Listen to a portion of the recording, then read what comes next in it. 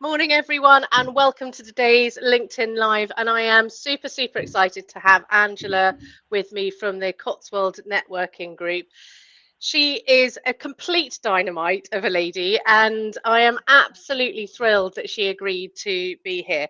One of the reasons that I asked her was because she has grown her networking business really mainly through Instagram, and I was really interested to find out a little bit more about how that she's achieved this. Angela's really nervous about being on here today, so any questions, be super nice. But it's a live session, so if you want to ask any questions, please do. Angela, just tell us a little bit about yourself, how you started the Cotswold Networking, and a little bit about the Cotswold Networking Group would be fab to start us off. Okay. So I had a few years ago, well, about 10 years ago, I had a ladies' fashion business and I did a lot of business networking in a ladies' group. And I just found it really helpful. And I still in contact with those people these days. So I decided after lockdown and how the businesses were hit so badly, I just woke up one morning and decided I'm going to start a business networking group.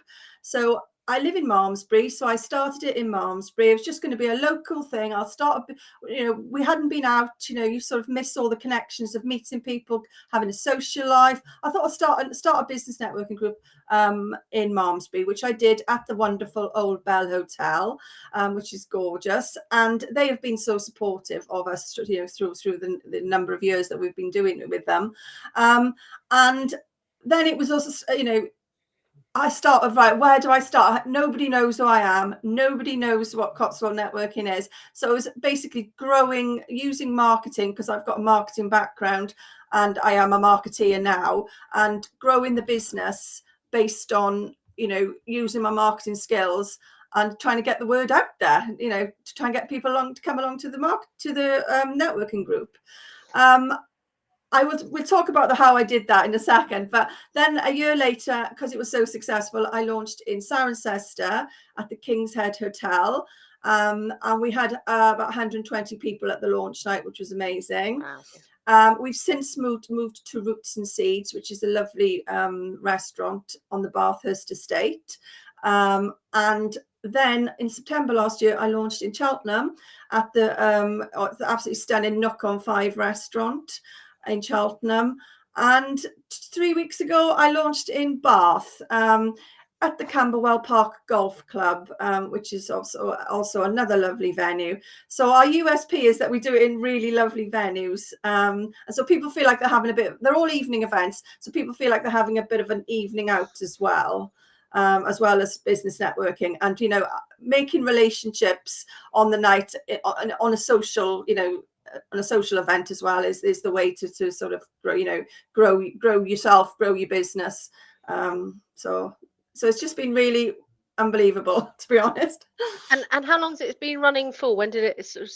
How many years now are you on? Just over 2 years ago, I started. 2 years now, full groups. Yes. So world domination shortly, then I'm presuming. Well, you never know. I do, Angela. Having met you, I can totally believe that you will be world domination before we know it. And also, what I'd like to say is they're just massively supportive groups. I absolutely love coming along to your networking groups because they have such a lovely feel, really nice, supportive. People there to help you, with whatever problem. It's a real sort of community that you've managed to grow. I want to ask you a little bit about how you grew the business through Instagram, because today is about sort of Instagram secrets, how you did that, because you've actually got this huge, thriving community going on through this. And I discovered you. I'm not massively an Instagrammer, but even I discovered you on Instagram. You kept appearing, and I was like, oh, who is this person that keeps appearing in my feeds? I must find out a little bit more. So can you tell us a little bit more about how you sort of started using Instagram to grow the business? Well, because I'm a local, business, I'm targeting the local community. So I thought Instagram was the best way to do it, and LinkedIn as well. I started using LinkedIn at a later date than Instagram, but I started off on Instagram. set up the account, followed a lot of the local people, and then the best way to do it is to follow people who they follow, or who follow them, basically, because they're local. They are targeting local people. So I just followed a lot of people in the local area, but you've got to be careful. You can only follow a certain amount of people each day, before Instagram blocks you and says you can't follow anymore, and it freezes it. So I think it's about 100, but you need to check on the latest, because they change it all the time. And the best way to follow people, instead of just clicking follow, is to actually go onto their Instagram, have a look at some of their posts, make some comments on their posts, like a few of their posts, and then they, so then when they go into their feed, they say, oh, somebody new following me, oh, but they've liked a few of my posts and they've commented, so you're engaging with them, and they're more likely then to follow you back. So that's a good little tip that I've been doing. So building the is very, very important, because you've got to get the followers so that you can actually get out there. So initially I was using Canva. Well, I do use Canva, which is a graphic design tool, which everybody should be using if they're doing any marketing on their business. It's really, really easy to use. It's got lots of videos that you can look at to train yourself in it. And then you can create posts. It's got templates. So I used Canva to sort of, say launching in Malmesbury. These are the dates of all our events. So you can use Canva's very, very good for that. But really, you need to sort of put yourself out there, which I hate. I hate being on video. So I had to put myself out there and do videos of myself, so that people, know who you are. And I've had so many people come up to me at the events and say to me, I feel like I know you already, because I've seen you all over Instagram all the time, So definitely true, that, in the fact that we call them the silent watchers, but by the time they're ready to do business with you, they've turned out they already know who you are, which is yes. amazing, really, because you don't know them from Adam, but they know No. exactly who you are. I know. I've had it so many times. People, visitors come to the groups and they say, yeah, I know exactly who you are because I've seen you so much. I go, I'm really sorry. I know I'm pretty prolific all over social media. So it's just like doing, getting your face out there. And a bit of a tip for that, because everybody's thinking, right, I've got to, right, today I'm going to do some videos, of myself. I would, take a few, find a location wherever you're doing the videos, take a few different outfits. So for instance, when we launched in Bath group, I went there months before, with different outfits, and Simon was with me, and he taking videos of me wearing, I was saying, right, next month we are launching in Bath, and then 2 months time we're launching in Bath. So I did lots of different videos that I can reuse. So it doesn't mean to, because it's all very time consuming doing these videos. So take a change of clothes, stand somewhere a bit different, and just save those reels that you can then use in Instagram in the future. That's a great top tip, because it's about working smarter, really, rather than harder, isn't it, in that respect? It is. It's really what I'm hearing is that you're really just using social for being social on it, and that is what is helping you get that reach that you need, because you are properly engaging with the people that you're not just spamming people left, right, and center trying to make followers. You're trying to make genuine connections. Yes, and every little chance that you get, try and take some videos, so that you can. I mean, I use CapCut, but you can use the video editor within Instagram. But try and get videos wherever you go. I mean, people get annoyed with me, or not another video, Angela, at all the events, but it's the way to do it, because you can tie all these videos together and create a little reel. And before every event, I always stand there. You've probably seen, stand there and say, hi, I'm at Roots and Seeds in Cirencester. We're having our Cirencester group this evening. And so just engaging with people beforehand, and then, obviously these videos, create the videos. And then a good tip is that, which I never did before, but I've started doing a lot now, is resharing these videos. or resharing your posts, because not everybody sees your posts. So you might have done a really good post, like a month or two ago on the Cirencester group. And so why not reshare it? So I use something called Repost, which is an app. So you just, you go onto the actual video, you click down and you say copy link, and then go into repost, and it reposts it for you, and then you can put new wording on it. So I now reuse all my posts all the time, because the chances of all my followers, I've now got over 4,000 followers, seeing it all at the same time. So keep using them, and then that saves you so much time as well. That is a really good one, because I think people spend a lot of time creating content, and actually not reusing it means that you're constantly having to think of new things again and again and again, and that should be across every platform. One of the things that you said that really resonated with me was about the video, and then not wanting to be on video. And that's something that I hear clients saying, I don't want to be on video, or I don't want to make that call, or I don't want to do something, but actually they're holding themselves back by not getting out there. And I think a lot Yes. of the worries that we have about being online or being in front of people is that people are going to judge you, that they're going to, and actually I found that the complete opposite has been true, in that people actually get to hear you, they get to know you, they're actually really supportive of what you're doing. Have you found it to be the same? Yes, I think I don't think I think people do not like being in front of the camera. Most people don't, and I think then they sort of admire you for having the the sort of guts to do it, really. Yeah. And it is really hard in the beginning. I took so many different takes. I was like, oh my God, I look awful. Do it again, or I've got my words mixed up. You just go for it, and just sort of. It's one of those things that get out of your comfort zone and give it a try. And if you're the face of your business, people will resonate with you, and I think you'll be much more successful by being out there and being the face of your business. Yeah, I totally agree with that. And moving on, because a lot of what you're saying now to me also resonates with networking as a whole. And I'm just wondering how you can get the most out of networking within your sort of groups that you run. So have you got any top tips on that? Well, what I always say to everybody is that you need to attend regularly. If you sort of dip in and out every, 3 months or something, you're not going to make the connections. You need to turn up regularly, and like we had a little bit of a chat earlier. A lot of people don't make the effort. They sort of rock up and they think, okay, so who's going to talk to me? Just make the effort, just break down your barriers, go and talk to people, because everybody in the group is really supportive.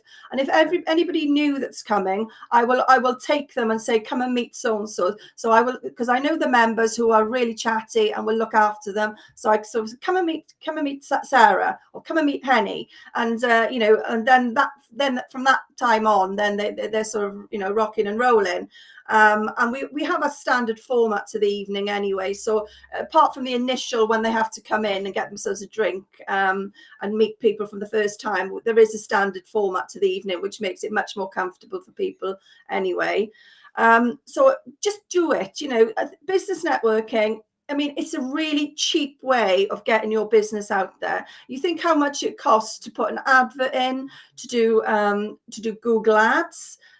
So being face to face with people, which is what I wanted to do after COVID. I wanted to really, really, get people out there face to face. Is the best way ever of networking and building your business. And also then after you've been to a networking group, contact the people, stay in touch with them, arrange a coffee, arrange a Zoom call, even if it's just to find out a little bit more about their business, even if it doesn't, sort of fit in with your business, or you're not going to be their customer, you may know other people who will be their customers.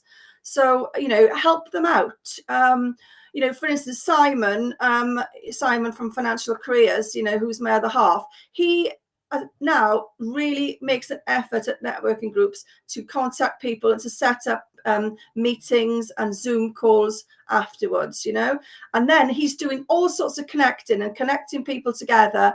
And I can see his business growing because of this, because everybody thinks he's a amazing guy because he's doing this, he's connecting people, and so it raises your profile as well. 100%. And I think one of the things about your groups that I've found particularly is that it's also about helping people out. If they have a problem and you have a skill set, not just about the selling side, it's actually giving them some help, giving them some top tips so that they can go away. And I found that happens a lot within your groups, in the fact that people are sharing information. They're not actually trying to sell to each other. They're just trying to help one another out. And I found that was a really nice touch, and the learning elements that you're bringing in also really help people's businesses progress. So it's more than just the connections as well. There is a sort of learning path there and a really supportive side to the business. Yes, we've changed the format slightly moving forward, and we're doing a 10-minute slot at the beginning where they can, where one of our members, or we may get people from outside, can just come in and just do a sort of, it's called growth nuggets, where they can come in and they can teach the group something. It could be about business, it could be about health, it could be about well-being, just something that they feel like at the end of the night they've gone home and learned something. So that's really exciting to be doing that. And we did it in Bath on Tuesday night. Was it Wednesday night in Bath? And so because it was the first one, I did the growth nuggets, and I'm going to do it in Cheltenham on Tuesday. And I do marketing apps that I use on a daily basis. So and I said to them all, and they were all, I could see them all taking pictures on their phone, of all my slides. And so I said to them, tell me straight, was it useful? And they all go, yeah, really useful. So just anything, any little tips that people can relay the rest of the group, so that we all feel like we're learning something as well. Yeah, fab. You've grown so much over the last 2 years. Tell me what you think is down the line and how people can get involved in the Cotswold Networking Group. Okay, so I'll talk about getting involved. You can actually come as a visitor twice before we ask you to become a member to continue. We are a membership group, and because we want to forge those relationships. We're not a one-seat group, so because I believe that people buy from people, I believe that and everyone's got different things they can bring to the party. So and also I find in collaboration as well, businesses are collaborating. Yeah. Simon's a recruitment consultant. He's now collaborating with another recruitment consultant that he met at one of our networking groups. So, it's all about growing your business and collaboration and helping each other. So you can come twice as a visitor. You can go onto our website and all the dates of all the groups. So we've got Malmesbury, Cirencester, Cheltenham, and now Bath and beyond. So you can choose one of those venues. They're once a month in each venue. So you come twice, and then hopefully you'll sign up to be a member. And going forward, sorry, all my emails are coming through. Going forward, I was thinking possibly, because we've now got quite a lot of members and all these groups, that we could possibly do a sort of day where we get all the groups together and we do a bit of speed networking. We'd have some, people can have stalls and stands, and we'll have some speakers. So that's sort of a germ of an idea that I've got going on. So what I love about you, Angela, is you're like I get whiplash by all the ideas that are going on, and you actually orchestrate them all, which is amazing. You're like things really get done. Thank you so much for coming in and doing this. I know you're really nervous. I hope you didn't find it too bad. But no, it was okay. Actually, it was okay. Thank you so much. Thank you, because you're I've now met you through our networking groups, and we've got a nice friendship forming here, and I think what you do is amazing as well. So I say to everybody, check out Pink Elephant, Major and Henny, because you are an amazing woman, and you are our speaker. And you are our speaker in Cirencester on Wednesday. I am indeed, and I'm very excited about it. So thanks very much. But honestly, thank you. It's been brilliant, and hopefully loads of people have learnt loads. And we will catch up, and I'll see you on Wednesday. Okay, thank you very much. Thank you.